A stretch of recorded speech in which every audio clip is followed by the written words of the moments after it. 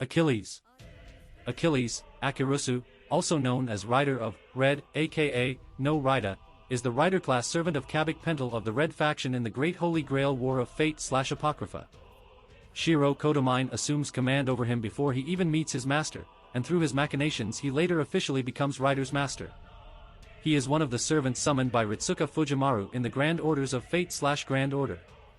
One of the famous heroes in the Trojan War. Born from the sea goddess Thetis and the hero Peleus, Achilles was blessed by the gods from birth. His mother Thetis, having greatly loved her son, had warmed him within holy flames in order to try and make him immortal. But her husband Peleus had opposed it, saying, then that would destroy Achilles as a human, and in the end Achilles grew up while only a certain part of him remained human. Eventually, when war broke out between Troia and Achaea, Achilles was asked the following by his mother Thetis: do you wish to live a long and peaceful life without having your name recognized by the masses? Or do you wish to live the short life of a hero with brilliant achievements in battle? Achilles' choice went without saying. At the same time as his mother felt pride in his decision, she also felt heartbreakingly sad, because his fate had been predetermined since he was born. If he lived as a hero, he would have a short life, as if sprinting through it at full speed. When Achilles was a young child, his mother Thetis returned to her home at the bottom of the sea, due to discord with his father Peleus. Chiron, who had raised many heroes, was an old friend of Peleus. Peleus requested Chiron to train his son, and Chiron happily accepted the role of mentoring Achilles for 9 years. After having grown up, he participated in the Trojan War as part of the Achaean army and continued achieving many great feats. He was a human who was exceedingly close to the level of the gods. A fast-sprinting hero with an invincible body, his body blessed by all the gods could never receive any wounds, but his heel alone was this hero's vital weak point. The spear his father had given to him pierced through all other heroes. With his chariot led by 3 steeds, consisting of 2 divine horses given to him as a gift from the sea god Poseidon and a famous horse he stole while assaulting a certain city, no one could chase after him from behind. Hector was one of the greatest heroes in the Trojan War, being equal in strength and skill with Achilles, even when his weak point was exposed. Hector was the killer of Achilles' friend Patroclus. Achilles, enraged with his friend's death, challenged Hector in a one-on-one fight. Even after killing Hector, the way Achilles insulted him by dragging his corpse around with his chariot was a foolish and intolerable act. As a result, he incurred the displeasure of the sun god Apollo, but despite being repeatedly warned to restrain himself, Achilles continued slaughtering the Trojan army. So the enraged Apollo aided the Trojan army's bow expert Paris, and guided him to shoot Achilles' only weak point, that is, his heel. Having his heart pierced by arrows one after another afterwards, Achilles sensed his own death, but continued fiercely fighting and using all his strength to kill the soldiers of the Trojan army around him. Just as predicted, he had a short life, but his legend as a hero was carved into the world. Appearance. Rider appears to be a great hero just from his appearance, one who would be admired by any man or woman, young or old. While his face is pleasing to the eyes, it is not like the knights of old whose courteousness softened the hearts of noble ladies. He has the eyes of a raptor, a strong and firm build, and the lack of any appearance of crudeness. Rider has spiky green hair that stands up except for a single bang that hangs over the left side of his face. The chest piece of his silver armor also features a bird. An orange cloth is wrapped loosely around his body. Personality. Rider is described as being broad-minded and audacious, often displaying a carefree smile on his face. He is not a hero like Spartacus who rebelled against all authority, but he is far removed from knights who valiantly serve kings. Even if ordered by his master, he is a servant who will not accept tasks he does not wish to complete, showing his nature as a hero. He thinks little of those called kings, so he has fatal lack of compatibility with those like Semiramis. The only exception would be the Amazon queen Penthesilea, as he had an awful amount of regret when he killed her with his spear, thus making it hesitant for him to fight against female opponents. During the course of a regular war, the first clash would likely have been between the two of them. In such a way, he once openly ignored orders from a king he disliked, only taking up arms for the sake of a slain comrade. While he is able to stand stern against those he has marked as enemies, he becomes soft when faced with those whom he has already marked as good people when they temporarily remove themselves from being his ally. He has striven to live his life in such a way that he is constantly the target of killing intent and hateful animosity, and he has become accustomed to it. He was one who stood out alongside other heroes, displaying confidence in any battle and a great will to fight. His thirst for blood is such that normal humans will have their spirits utterly crumble before him. He freely boasts before his opponents and mocks them severely, even while outnumbered and not fighting at full power. He was one whose one true friend and the women who loved him meant all the world, so such things are nothing to him. For the opponents of the war whose scornful glares are directed at him, the only difference compared to those who directed animosity towards him in his life are the time in which they existed and the weapons they wielded. He views them as all the same, and plans to cut them down like they are nothing. He has a very close relationship with Atlanta and calls her as sister, Nay-san, Missy, in the Fate/Apocrypha anime. Due to him and Archer being from the same lands, Assassin believes that he will no doubt make advances on her. While his charm and demeanor are enough to fluster even a virtuous wife with his words, though they are not effective due to her time in the wild. When they worked together for the first time, William Shakespeare suggested to write a love poem for them. Ryder's eyes sparkled with joy at Castor's suggestion and happily accepted it. Ryder seemed to be obsessed with facing Chiron as he was a similar existence as him and was capable of harming him. When he learns Archer is Chiron, it was only natural that Achilles had wavered for an instant. Chiron had been an absolute figure and symbol to his younger self. His gentleness, seriousness and words had been engraved like magic into the young Achilles. Chiron was a father, teacher, older brother and close friend whom he spent his childhood with, when he was at his most sensitive. For Achilles, who was the son of a hero, had received the blessings of the Olympian gods and had been given looks of awe, respect and admiration from many young warriors, there were few people he could truly call his friends or teachers. Chiron was, beyond a doubt, one of those few people. He was someone Achilles could trust just as much as his close friend Patroclus. Ryder still respectfully calls him master, sensei. There was definitely a bond between them. Teacher and student, friend who trusted each other from the bottom of their hearts. Even if they trampled on those feelings, vast joy over facing each other that surpassed their other feelings definitely existed in their hearts. He wishes to fulfill the vow he made with his mother, live like a hero and die like a hero, and to fight against Chiron. Despite this, however, the three people that Achilles never wants to have a rematch with, regardless whether it is before or after his death, are Hector, Penthesilea and Chiron. Abilities. Having once been a powerful and exceptional hero whose level was exceedingly close to that of the gods, Achilles is known as one of the greatest heroes in history, with numerous legends befitting his fame. Achilles is without a doubt a first-rate servant, as he is not only as top rank as a heroic spirit can conceivably be, but he also boasts of worldwide class fame. There are probably less than 10 heroes, including him, whose names are known on that scale.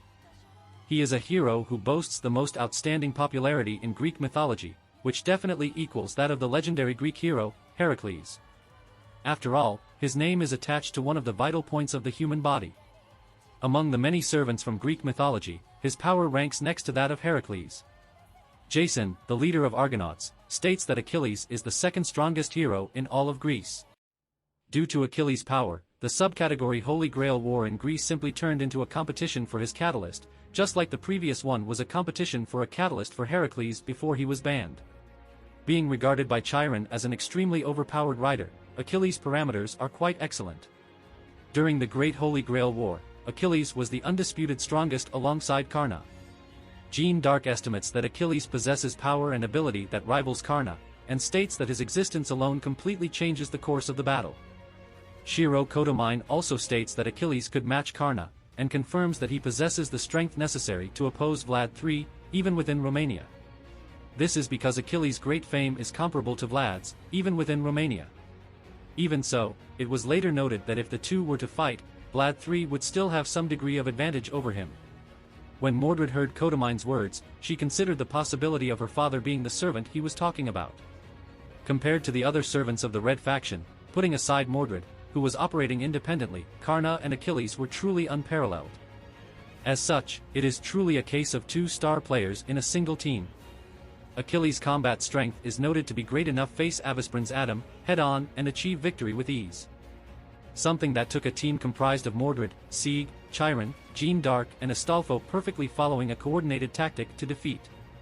Additionally, besides the rider class, Achilles possesses the qualifications to be summoned as a lancer, berserker and, quite unusually, a shielder.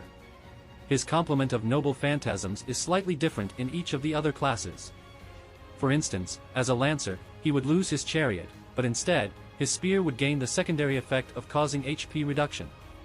Naturally, due to Achilles' abnormally abundant number of noble phantasms, he is a servant who would instantly run out of magical energy if he used them in a normal Holy Grail war. In particular, the mana consumption of his chariot is uncommonly harsh, and only a first-rate master could fully utilize him. In the worst case, it is estimated that it can consume enough mana to summon another servant besides Achilles. In the Atlantic Lost Belt, Achilles had access to his divine construct armor, which was forged by Hephaestus at the request of Achilles' mother Thetis, but gave it to Hephaestus to reforged into Orion's Aegis Eclipse and 2 arrows so he can shoot down Artemis. Combat. Being a natural-born warrior, Achilles grew up becoming tall and powerful. The shaky thrusts of his spear became godlike blows. Like a freed horse, he was unstoppable and untamable, galloping across the fields and surpassing all obstacles with his swift feet. He was also extremely knowledgeable, of course. In the wild, he could find edible plants and fruits with a single glance, and he knew the ways to treat injuries. The way he behaved and held himself, both as a hero and in a royal court, was perfect. Most surprising of all, Achilles was barely 10 years old when he had accomplished all of this. He was such a figure, that by this age he was told by Chiron that there was already nothing left for him to teach him. Although his physical prowess is abnormal, it is not an impossible standard for a servant. Even taking that into account, his speed still greatly stands out, as he has been recorded in history as the fastest hero among all humanity, lauded for his great valor and prowess in the Trojan War. During that war, Achilles found a worthy adversary in Hector, who was his equal in strength and skill. Achilles was able to kill him in a one-on-one duel thanks to a paper-thin difference in skill. To Achilles, Hector is one of the top 3 people he never wants to fight again, whether it is before or after his death. The remaining 2 being Penthesilea and Chiron. Although Chiron claims that fighting Achilles directly may be somewhat beyond his capabilities, he was later shown to be able to nearly match him in combat. In the beginning, Achilles was taught the basics by his teacher Chiron. Therefore, it is only natural that when fighting his mentor, Chiron would see through all his body's movements and habits.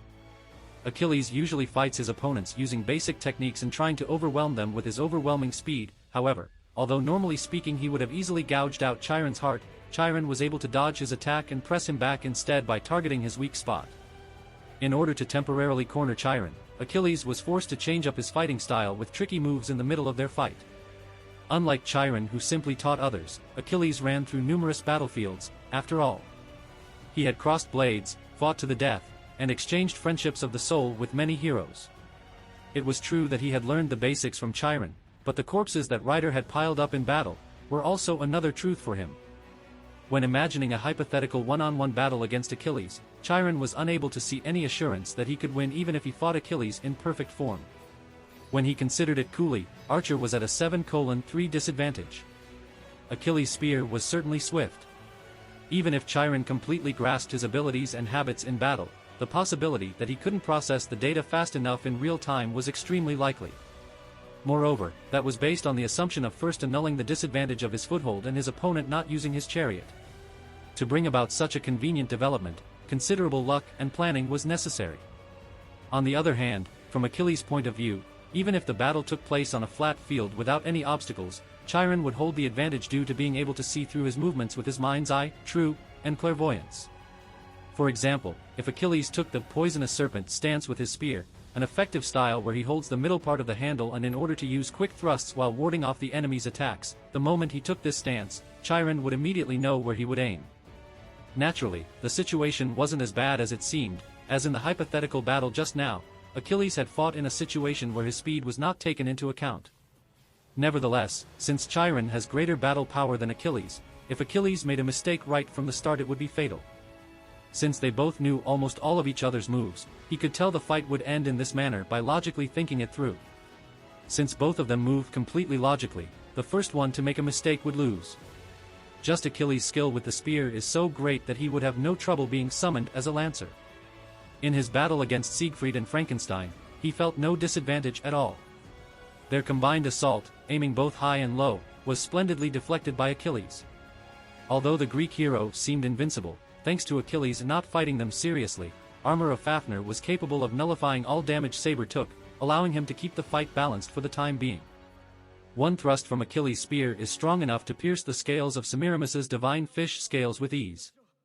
Although Semiramis actually managed to stop the thrust, Achilles claimed that if he really wanted to, he could have put his spear through her scales, her arm and Shiro Kotomine's head, to which Shiro replied, "Yes, I suppose you could have." Even while heavily injured and weakened at 30% of his speed, Achilles was able to fight Atlanta in her Agrius metamorphosis form.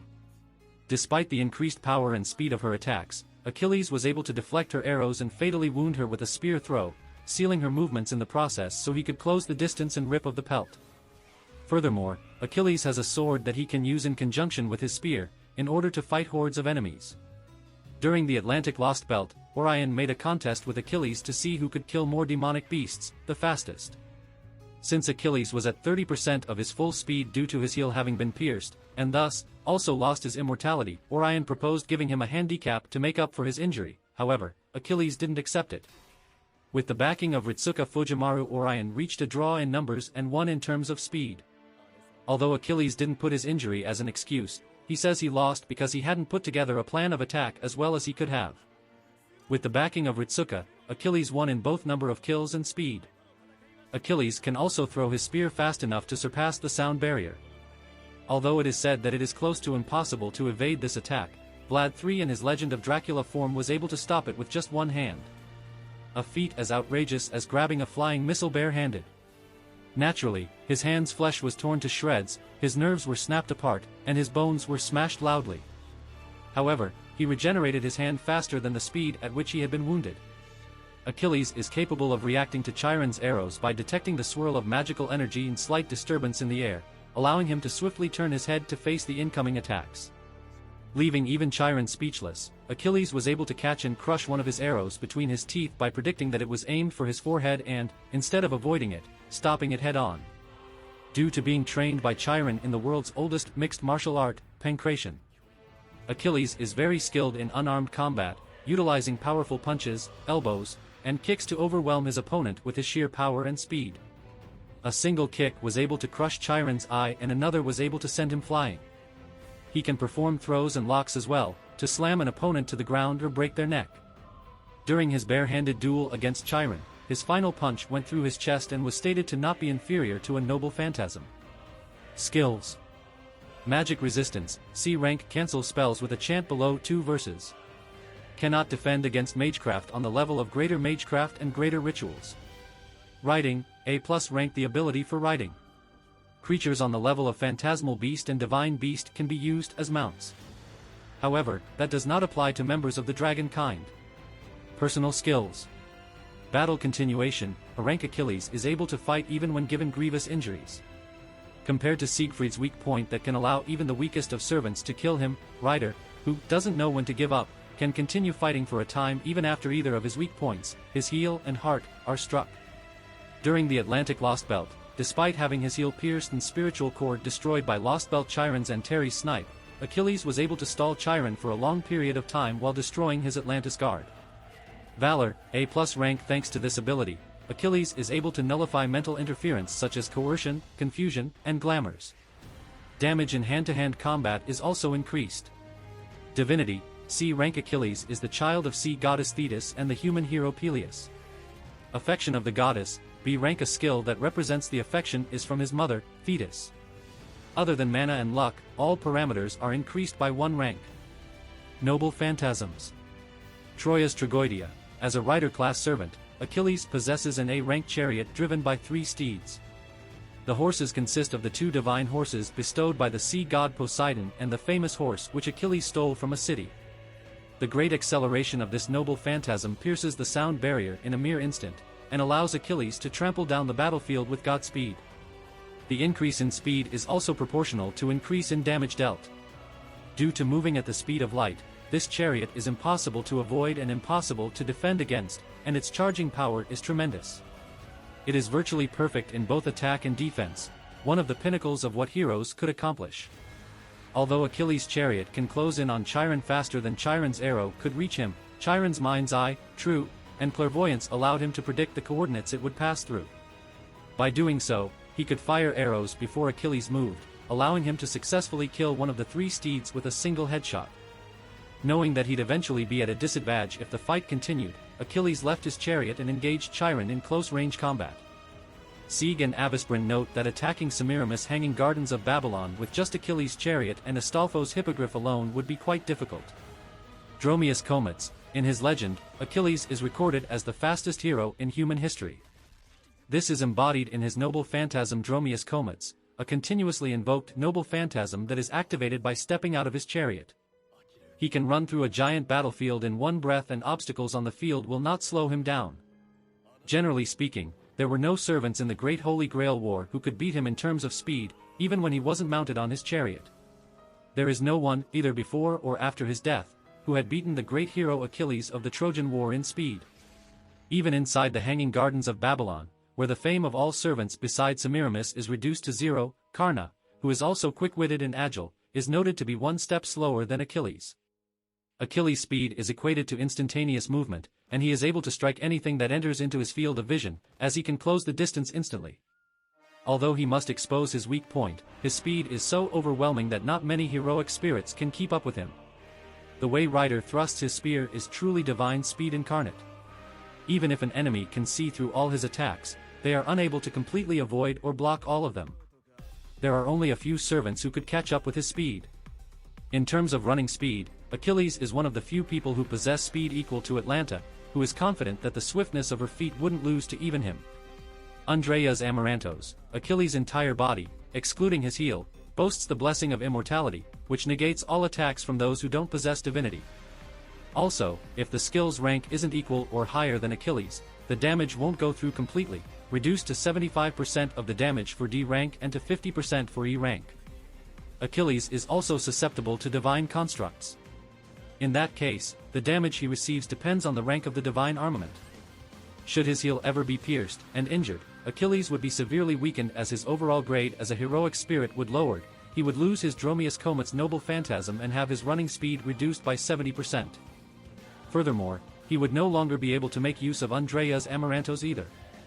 Despite having these drawbacks, Achilles was still able to fight on par with Atlanta in her Agrias metamorphosis form, who was unable to see his figure and was forced to track his heat. Diatrikon Asterlank, Achilles' lance, a noble phantasm that becomes usable when he steps out his chariot. It creates an arena cut off from all of the surrounding environment and time, which isn't released until one of the combatants is defeated. It also negates flukes caused by things like divine blessings or luck, allowing fellow heroic spirits to engage with Achilles on a one-on-one match, where outside help is impossible.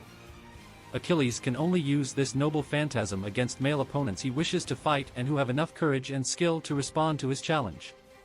Achilles Cosmos, Achilles' ultimate trump card is his shield, a divine construct said to be constructed by the god of smithing, Hephaestus.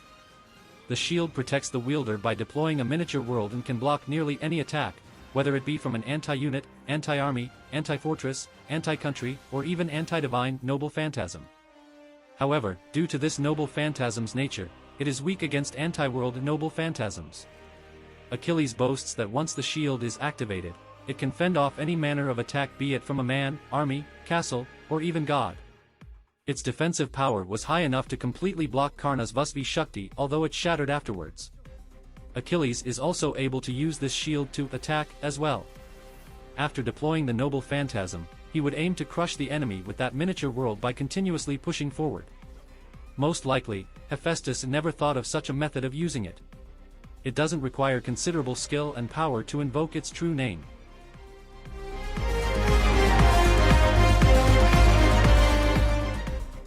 If you like this content, don't forget to like and subscribe. See you later, bye bye.